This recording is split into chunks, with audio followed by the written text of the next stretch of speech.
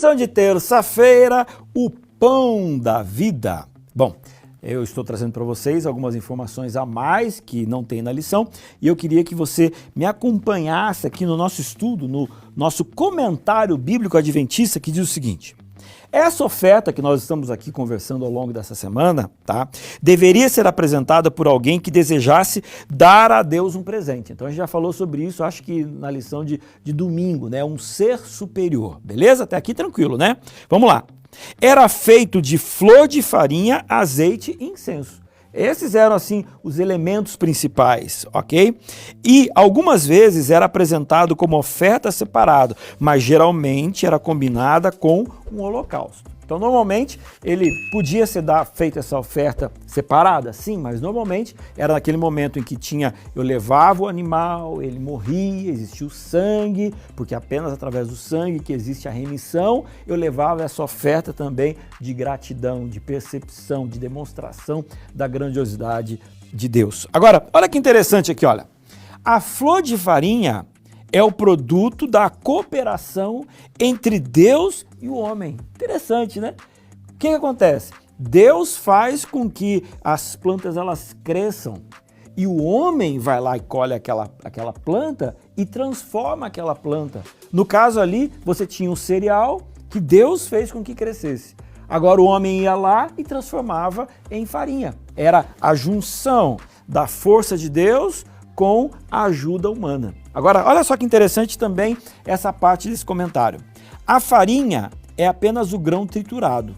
Antes de ser moído, o grão é capaz de perpetuar-se, de transmitir vida. Porém, depois de ser moída, torna-se aparentemente inútil. Jamais poderá ser plantada outra vez, pois a vida que havia nela foi esmagada. Você entendeu, né? Então existe assim um cerealzinho, por exemplo, o trigo. E aí então nele tem vida, porque se você plantar ele vai nascer agora mais um pé de trigo e assim por diante. Mas se você pega aquilo ali e você moe, como se você tirasse daquele grão a possibilidade de desenvolvimento. Não é isso? Tipo assim, agora é inútil, agora acabou, agora morreu. Mas olha que interessante essa frase aqui, ó. Não, o grão deu sua vida, morreu para que outra vida fosse mantida. Interessante, né? Aquele grão, ele é moído, aparentemente ele morre, mas ele morre para agora poder fazer parte de um pão, de uma alimentação, para dar vida a outro. E aí, então, você começa a perceber que quando a gente analisa essas questões de é a farinha, é o pão, é o azeite, tudo isso aí são simbolismos que lá no Antigo Testamento você tem uma percepção daquilo que vai acontecer no Novo Testamento. Então, quando você percebe aqueles holocaustos todos, aquelas ofertas todas, tudo tem um simbolismo e tudo aponta para Jesus. Jesus, o Cordeiro de Deus, Jesus, o pão da vida, Jesus é a água que tira a sede das pessoas. Tudo aquilo que acontecia no Antigo Testamento agora se cumpre em Jesus.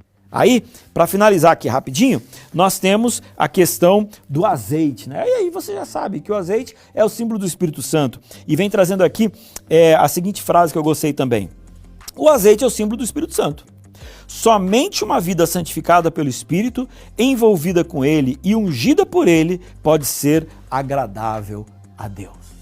Então, aquele pão ou aquela farinha, junto com aquele azeite, era recebido por Deus. Agora fazia parte da alimentação dos sacerdotes, abençoava os sacerdotes, entendeu?